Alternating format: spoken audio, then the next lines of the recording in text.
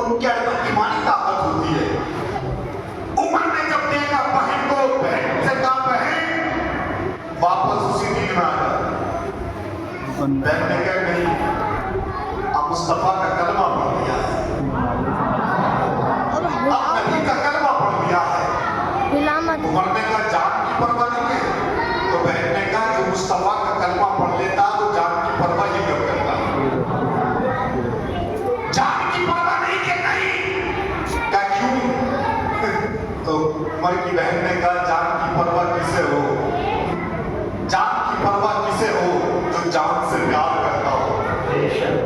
हमें तो मुस्तफा से प्यार है, हमें जान की परवाह नहीं है, हमें तो मुस्तफा के दिए हुए ईमान की परवाह है। अब जान जा सकती है लेकिन ईमान, जोर से ईमान, जान तो जा सकती है ईमान।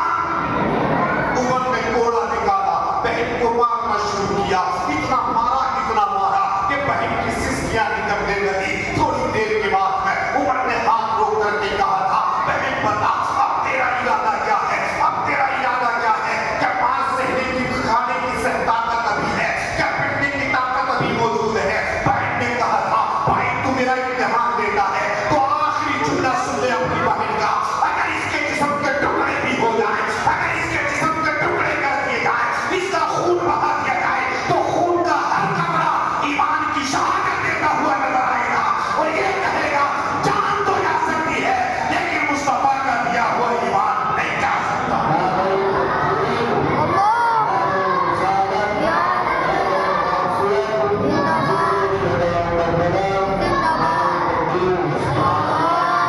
ये है उमर फारूक की आदत, जरा जोर से बोलो सुभान अल्लाह। ये इब्तदाई जिंदगी चल रही है उमर की, उमर की इब्तदाई जिंदगी है। उमर ने देखा बहन तेरे अंदर इतना बदलाव कैसे आ गया, तेरे अंदर इतनी चेंजिंग कैसे आ गई, इस्लाम में ऐसी कौन सी खूबी है, इस कुरान में ऐसा कौन सा कमाल है। बहन ने कहा था भाई ये कुरान ही ऐसा है, इसे जो पढ़ देता है अल्लाह उसके दिल को साफ कर दिया करता है, उसके जहन से गंदगी निकाल दिया करता है।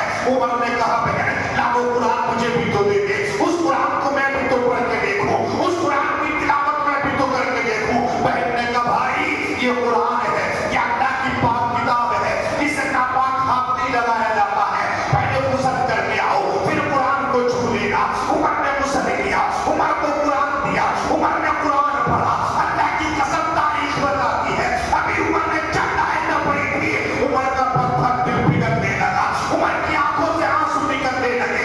उमर इतना रोए इतना रोए इतना रोए इतना रोए कि चेहरा आंसू से भीग जाता है, दामन उमर का तर हो जाता है।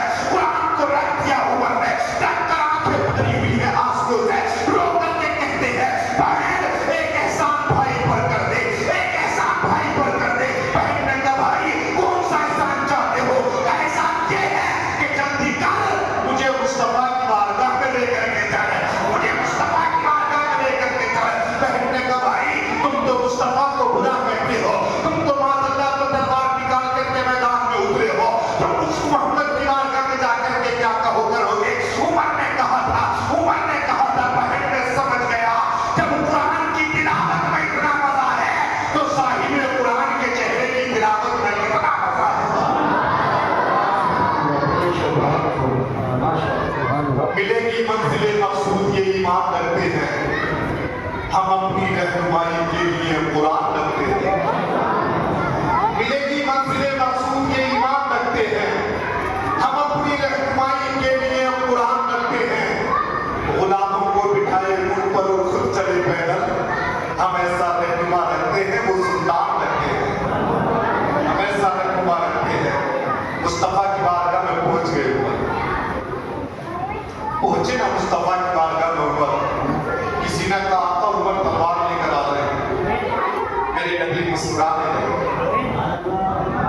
जो कि नबी तो जानते थे मेरे सरकार आला हज़रत अज़ीमुल बरकत मुजद्दिद दीन व मिल्लत, उड़ीसा की शान, कलकत्ता की आन, मुजद्दिद आलम हिंदुस्तान, जिन पर कुर्बान हम सुन्नियों की जान, इमाम अहमद रज़ा खान फातिह बरेलवी अलैहिस्सलाम कलम उठाते हैं और कहते हैं और कोई गैब क्या تم سے نہا ہو بھلا جب نہ خدا ہی چھپا بے کرو. مصطفیٰ سے کون سی بات چھپی ہوئی ہے؟ کسی نے کہا عمر تلوار لے کر آ رہا ہے. میرے نبی مسکرا میرے نبی کی مسکرانا اس بات کی دلیل ہے کہ مصطفیٰ جانتے تھے عمر کیوں آ رہا. عمر بھی کوئی اور نہیں، مراد مصطفیٰ ہے، دعائے مصطفیٰ ہے عمر. عمر نبی کی بات میں حاضر. مصطفیٰ کے چہرے کو عمر نے دیکھا، تلوار پھینکی، مصطفیٰ کے قدموں میں گرے، گرتے کہنے لگے یا رسول اللہ کلمہ پڑھائیے اور عمر کو دامن اسلام میں داخل فرما دیجیے. میرے نبی فرماتے ہیں اے عمر کیا خوبی دیکھ کر کے آئے ہو. عمر نے کہا تھا میری بہن نے آپ کا کلمہ پڑھا، میں نے اس کو مار کر بھی دیکھا، میں نے اس کو ڈانٹ کر بھی دیکھا. اسلام میں چاشنی اتنی ہے، تمہاری محبت میں مزہ اتنا ہے کہ جان دینے تیار ہے لیکن تمہارا دامن چھوڑنے تیار نہیں ہے. اور پھر میں نے قرآن پڑھا، قرآن کی چند آیتیں تلاوت کی. عمر کہتے ہیں کبھی میرا دل بھر آیا، میری آنکھیں بھر آئیں کہ جب قرآن پڑھنے میں اتنا مزہ ہے تو پھر جس پر قرآن نازل ہوا ہے اس کا عالم کیا ہوگا. عمر نے کلمہ پڑھا، مصطفیٰ کی غلامی اپنی گردن میں ڈالی. مصطفیٰ کی غلامی کا پٹا. اچھا غلامی اختیار کرنا یہ ہر کسی کے بس کی بات نہیں ہے. ابو جہل کو بھی تو یہی بیماری تھی. جب اس سے تنہائی میں پوچھتے تھے نا لوگ کہ محمد کے بارے میں کیا ارادہ تھا، کہتا جتنی باتیں سن رہے ہو بالکل ٹھیک ہے. کب پھر تمہارا ارادہ کیا ہے؟ کہتے ارادہ تو ٹھیک تھا لیکن یہ غلامی قبول نہیں ہے. غلامی قبول ایک وجہ تھی جو وہ میرے مصطفیٰ کو اونچا دکھانا چاہتا تھا، ہر جگہ میرے نبی کی بات خراب کرنا چاہتا تھا. حاسد لوگ جو ہوتے ہیں نا وہ ایسے ہوتے ہیں. تاریخ میں ایک دن اس ابو جہل نے گڈھا کھودا اور اوپر سے اس کو اتنی ڈھک دیا کہ جب مصطفیٰ اس راستے سے گزریں گے گڈھے میں گریں گے. صبح کو میں مذاق اڑاؤں گا تو تم کہتے تھے نبی جہل کی بات بتاتا اس راستے کا پتہ نماز. یہ پوری پلاننگ کے بعد اپنے بستر پر جا کر سو گیا. رات کو خواب دیکھا، اتنا بھیانک خواب گڑبڑا کر اٹھا اور بستر سے اٹھ کر بھاگا. گھبراہٹ میں یہ بھول گیا کہ میں بھاگ کدھر آؤں اور بھاگتے بھاگتے بھاگتے بھاگتے اس راستے پر پہنچا جس میں گڈھا کھود کر آیا. تاریخ بتاتی ہے مصطفیٰ کے آنے سے پہلے خود اس گڈھے میں گر گیا. اب وہ بزرگوں کی مثال نہیں ہے کہ کسی کے لیے گڈھا کھودو گے تو خود ہی گرو گے. ابو جہل نے گڈھا کھودا تھا مصطفیٰ کے لیے لیکن گر گیا خود. جب خود گر گیا نا گڈھے میں، صبح کو دن نکلا چیلوں نے دیکھا سردار گڈھے میں پڑا ہے. سردار جس قوم کا سردار گڈھے میں ہو تو پھر قوم کا حال کیا ہو. لوگوں نے کہا کیا ارادہ ہے کہ نکالو جلدی نکالو. اس میں ڈالی جاتی تھی نا کم پڑ جاتی. ابو جہل کرتی خدا کی قدرت. لوگوں نے کہا سردار اس میں سے نکالنا تمہارا ممکن نہیں ہے. ہماری ساری ترکیبیں فیل ہو گئی. معلوم ابو جہل نے کیا کہا تھا؟ ترکیب میں بتاؤں گا کسی سے کہنا مت. میں کیا پہلے دیکھو کوئی محمد کی پارٹی کا خاموشی سے جاؤ اور محمد کو بلاؤ. جب تک وہ نہیں نکالیں گے نکلا نہیں جائے گا. ابو جہل بھی جانتا تھا میری نبی آئی. مصطفیٰ نے دیکھا کیا ارادہ ہے؟ نکال دو جیسے تم کہو گے. جب پھنس جاتا نا جب پھنس جاتا تو کہتا ہے پھر جیسے تم کہو گے جو تم کہو گے وہ مان لیا جائے گا. اللہ اکبر.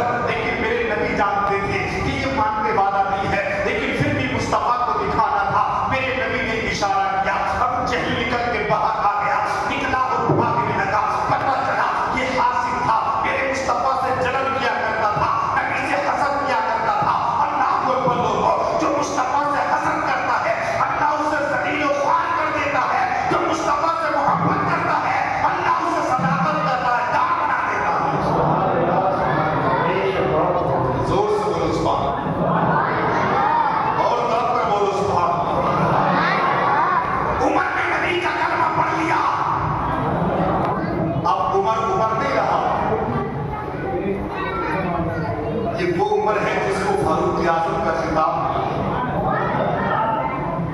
बड़ा बदल करने वाला।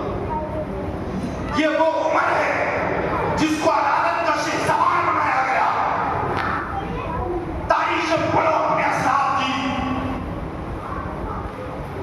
फज़ाइल शेखैन पढ़ कर देखो, पता चलेगा कि अल्लाह ने जितनी ताकत और कुव्वत दी यूं ही नहीं मिली, ये सब मेरे मुस्तफा के सत्ते में मिली।